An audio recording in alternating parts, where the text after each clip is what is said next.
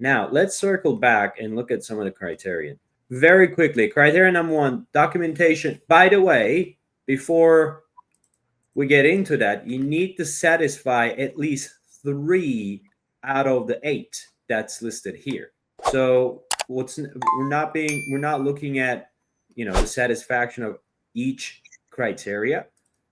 We're only seeking only 3 at a time. Hey, you want to come to the US, get to E2 visa, L1, or straight out a green card? We've been doing this for the past 10 years, and we wrote a book. It's called Own Your American Dream. What is special about this book is that we went back and have spoken to 21 successful applicants who opened up their businesses here and who are continuing to live the American dream. Hear it from them, because they talk about their fears, their mental state, what went wrong, what went right. The entire blueprint is there. You could just buy the book right here. You can just read it and make up your mind. Continue your video. So the very first criteria, again, you don't have to have this. If you have it, that's great, but it's not a must.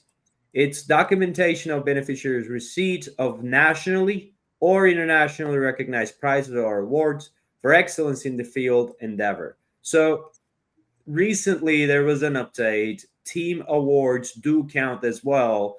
And the reason why I'm asking this, Grant, is because some of our prospects are working at essential capacities, and they're running certain projects, and their projects do win the award, and they played a critical role in that, but it's a team award.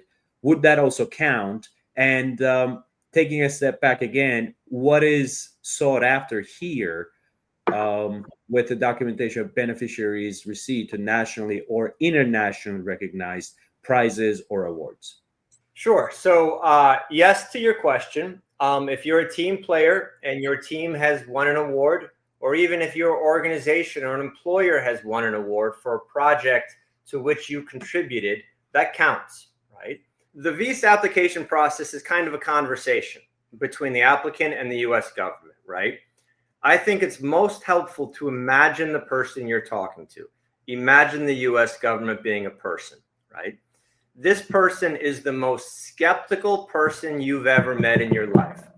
So if you're standing in a park, let's say you brought your dog to the dog park, right? And you're talking to the person next to you. And you're telling this person next to you, hey, I have extraordinary talent.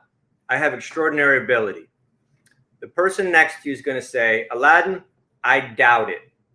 I don't believe you.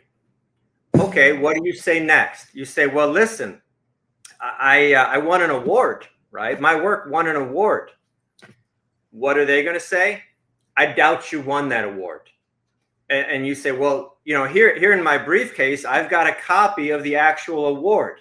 And there's my name on it and my colleagues' names. And it says, we won this award for doing our work. They will look at that award and they will say, okay, I guess you did win the award, but I doubt that it's important. Okay, well, let me tell you why this award is important.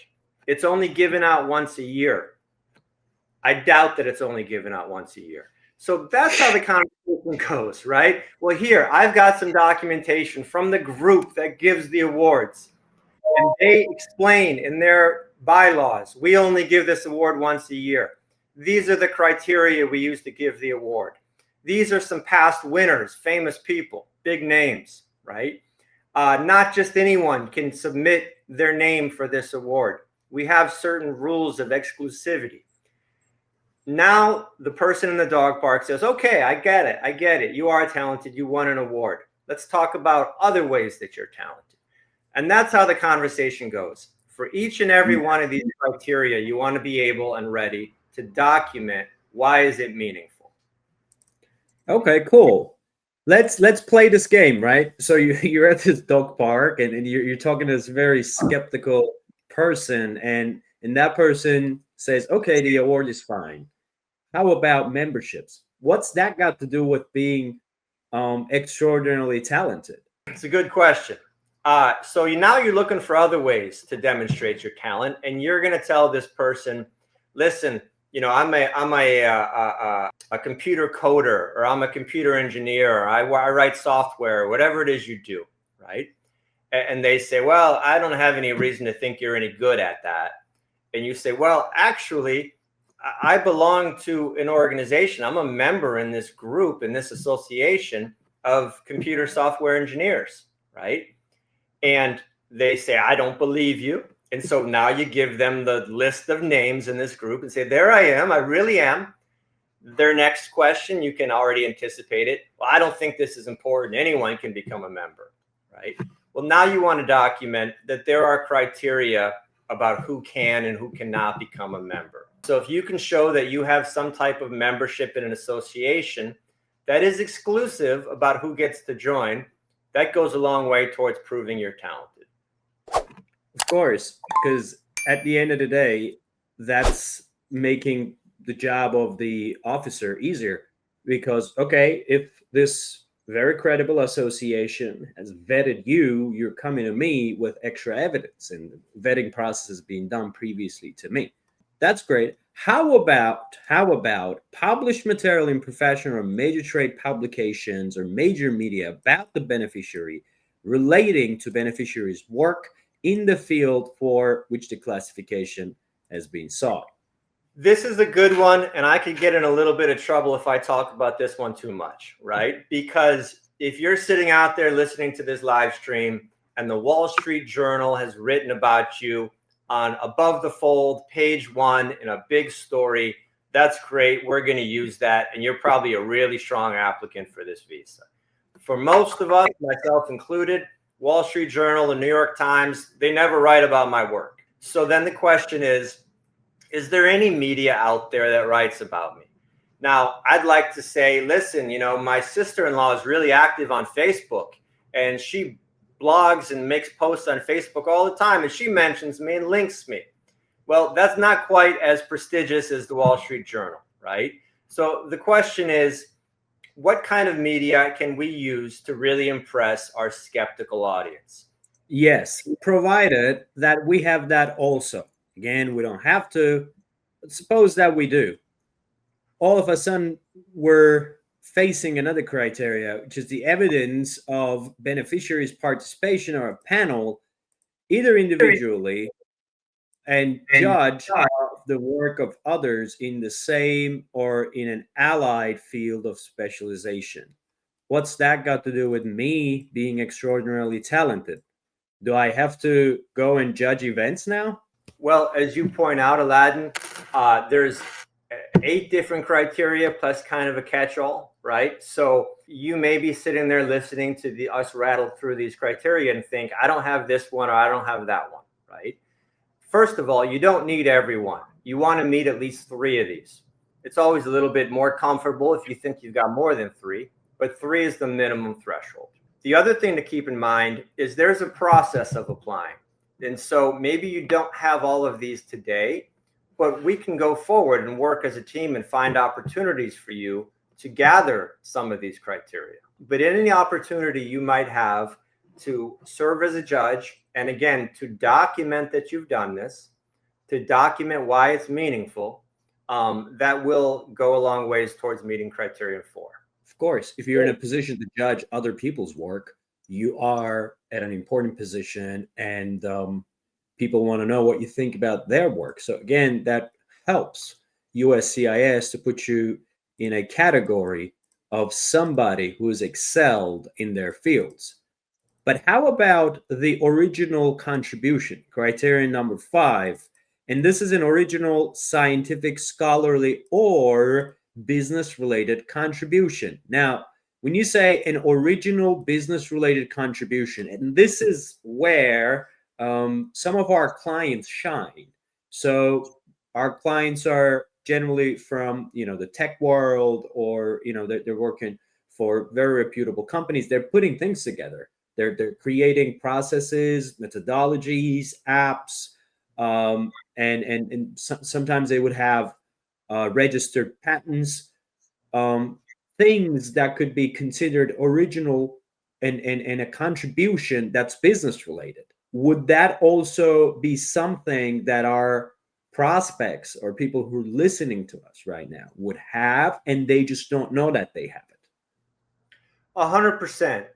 It's possible that an applicant has designed a new or novel way to accomplish some business end, some business goal, right? I always like to say, with regard to this particular criterion, it's kind of a two-parter. The phrase, the shorthand we use is original contribution, right? You really want to focus on the original part and on the contribution part, right? So in terms of originality, are you doing something new? Has your talent permitted you to introduce some new idea into your field? If so, you've done something original.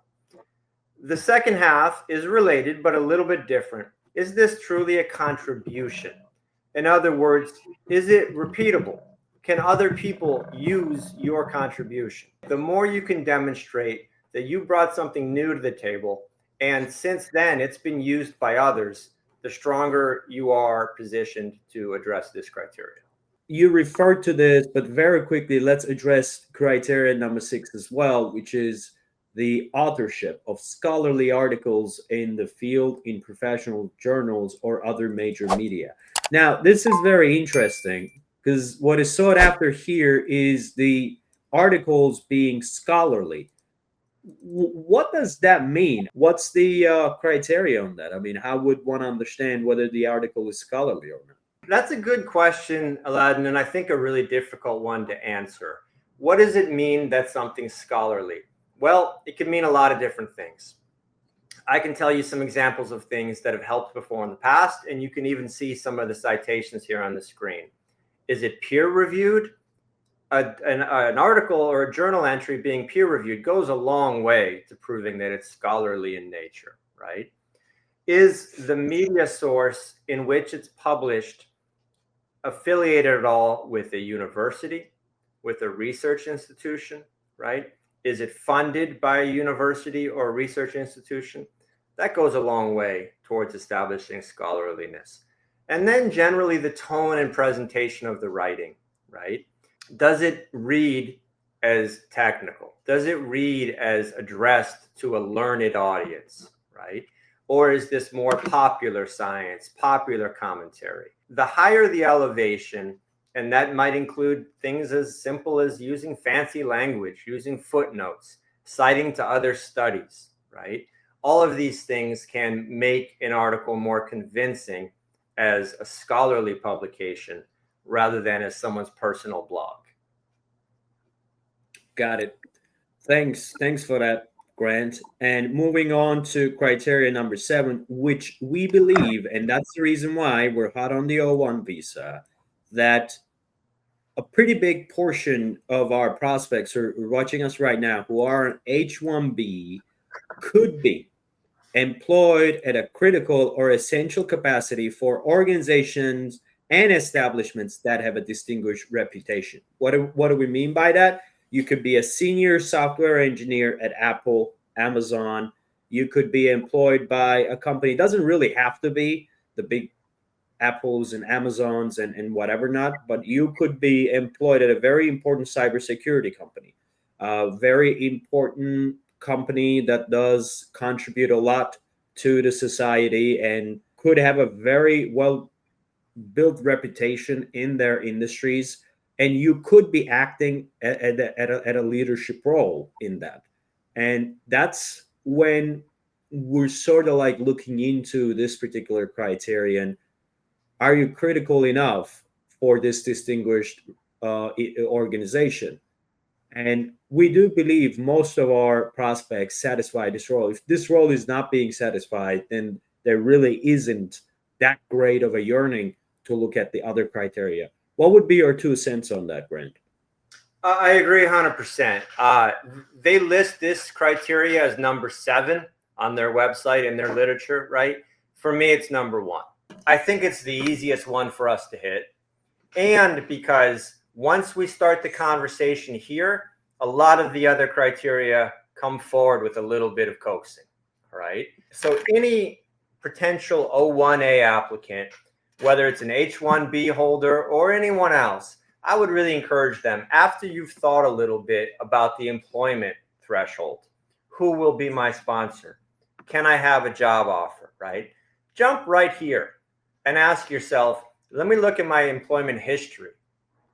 Have I fulfilled a critical role with one of my previous employers or my current employer?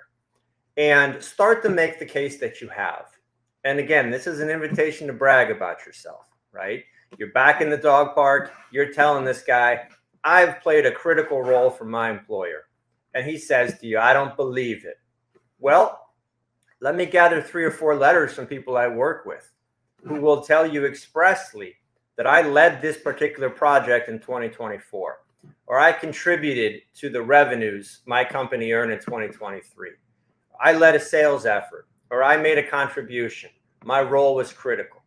And again, these letters can be written by colleagues, employers, customers, clients, competitors, and other businesses, anyone familiar with your work that has some credibility, they know this industry, they can write a letter explaining how your role was critical. And that hits the first point of this criteria. The second point is to talk a little bit about why this organization that you worked within has a good reputation. You mentioned Amazon. I laughed quite a bit this summer. I was involved in a visa application for an applicant who was attempting to meet this criteria and had a pretty senior role at Amazon. And as we were communicating with the US government came back to us with a question, which they often do. And they asked us, prove to us that Amazon has a distinguished reputation. And if that doesn't summarize the skeptical guy in the dog park, I don't know what does. One of the most famous countries and brands in the world, right? Ubiquitous in every country on planet Earth. The US government wanted us to talk a little bit more about why Amazon is distinguished. So that just gives everyone a heads up. Whether your company is the size of Amazon or it's a small firm that employs 3 people in Silicon Valley, right? You want to start to gather documentation that supports this company has a good reputation and a good name. And if you can demonstrate that you played a critical role for a company that has a good reputation, you've hit this criteria and everything else starts to fall into place. Cool. And here's the last of the criteria: high salary. Where's the limit? Where's the threshold? I'm getting paid $130K a year, and I live in, let's say, Dallas, Texas, and I'm a software engineer. Is my salary high?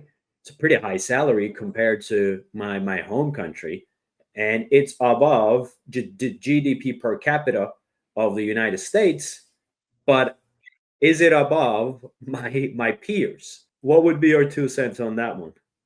I think I would really underline and underscore that last phrase you just used. The government's going to want to look at your peers, right? They're going to want to look at people who have roughly the same job title as you and who live roughly in your area. You may get paid more with the same job in Manhattan, New York, than you would in the middle of Kansas, right? So they're going to take all that into account. So as you're looking to meet this criteria, get online, talk to your friends and colleagues. You want to get a rough sense of what other people are earning in your industry, in your job title, in your geographic area, in order to make the argument that you're earning a bit more.